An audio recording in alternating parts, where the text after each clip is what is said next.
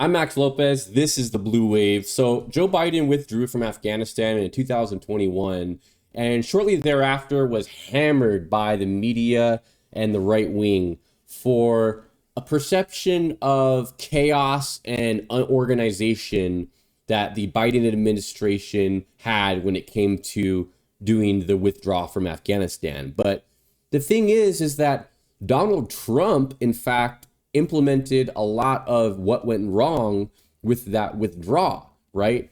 And Jake Auchincloss, Democrat in Massachusetts, aptly points it out here. He says, former President Trump was out-negotiated by the Taliban when he struck a deal to withdraw U.S. troops from Afghanistan on a specific timeline.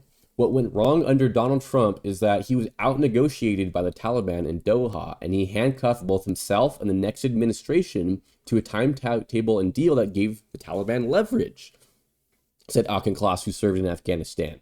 The Trump admin brokered a deal with the Taliban in 2020 that laid out a plan for the U.S. to fully withdraw from Afghanistan by May 21 if the group upheld certain commitments, such as denying safe haven to al-Qaeda.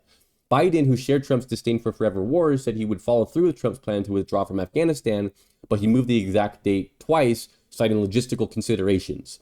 The withdrawal, however, marked a low point for the Biden administration, which was hammered in the media for its messy execution and for the devastating terrorist attack that killed 12 U.S. soldiers and others. The Taliban took control faster than the U.S. officials predicted, which Auchincloss suggested was a result of Trump's deal.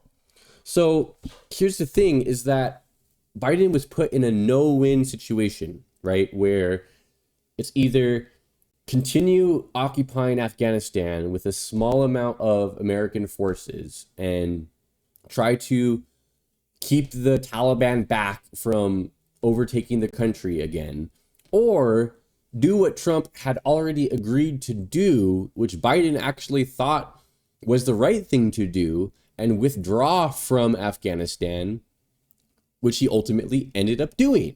So why is it that Biden gets all the blame for accomplishing a task that the two presidents before him did not have the courage to do? And in fact, it was Trump's deal making with the Doha agreements that allowed for the predicament in which the withdrawal took place to happen.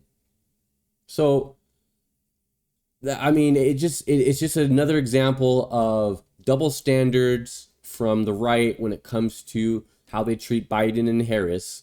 And really, Biden should be commended for having the courage to do what the two former presidents before him would not or could not do.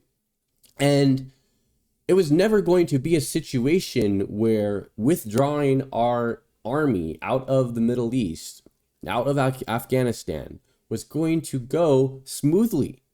And Donald Trump, I think, he didn't want to have that under his belt. Obama, we know, drone strikes increased under the Obama administration, right? So if you're somebody who's anti-war, if you're somebody who is against American imperialism, you're somebody who's against globalism, then Biden's withdrawal of the American army from Afghanistan in 2021 should be celebrated by all of those people, right? Was it a terrible tragedy at what happened at the airport with the suicide bomber blowing themselves up and killing American soldiers? Yes, it was a terrible, terrible tragedy, right? But it's something that if Donald Trump had negotiated better and not given the Taliban so much in the Doha agreements, the withdrawal could have happened, A, under his administration, and B, would have been much, much less messy. So again, Biden's getting blamed for something that is ultimately Trump's fault, just like the right tried to do with COVID when there was more deaths under Biden's first year in office than Trump's last year. But that's again, because of the pandemic was completely mishandled by Trump at the outset.